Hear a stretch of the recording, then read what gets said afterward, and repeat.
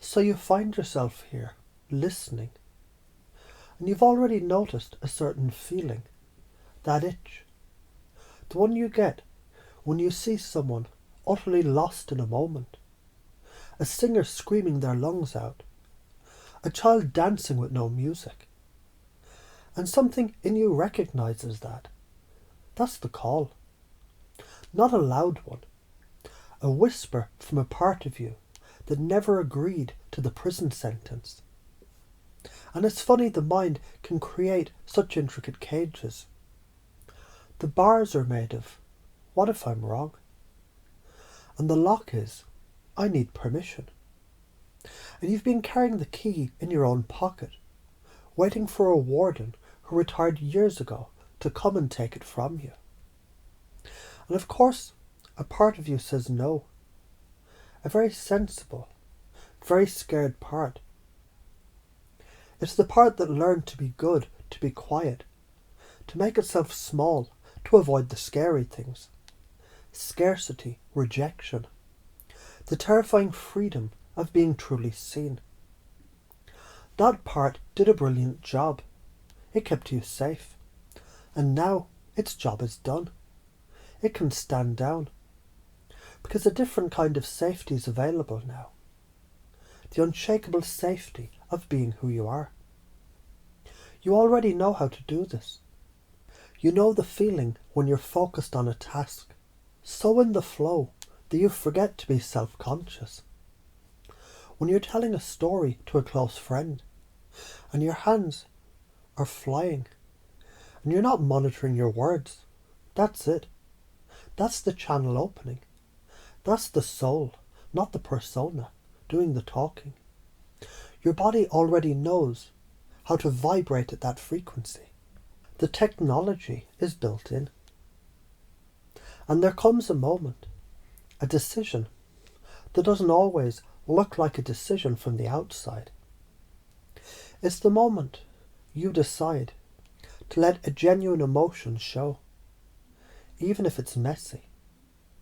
To voice a thought that feels risky. To wear the shirt you really like, but think is too much. This is the death they talk about, and it's not a violent one.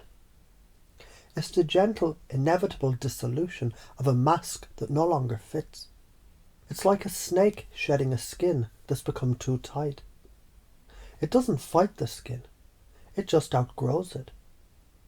And that old skin, if I have to be fake, I'm not good enough. It just sloughs away. And what's underneath is raw and new and real. And it was there all along. And when that happens, the energy you used to spend holding the mask on, that monumental effort of suppression, is suddenly released. It's like a rubber band, pulled back for decades, finally let go. That kinetic energy, it doesn't just vanish, it becomes fuel, propulsion. It becomes the momentum that carries you into a future your logical mind couldn't even compute. Now the world becomes your training ground, and your intuition.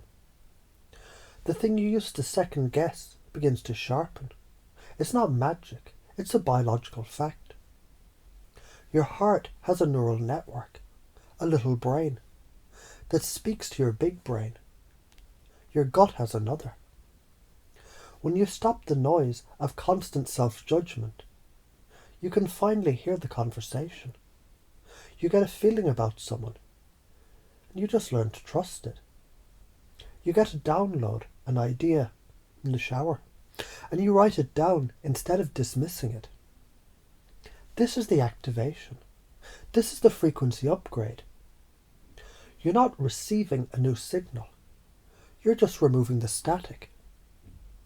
You begin to channel, not in a spooky way, but in the way an artist channels a painting, or a musician channels a song. The ideas, the healing codes, the transmissions, they flow from that same source you tap into in your most creative, most present moments. The separation has always been the illusion. You start to speak differently. Words carry more weight because they're connected to something real underneath.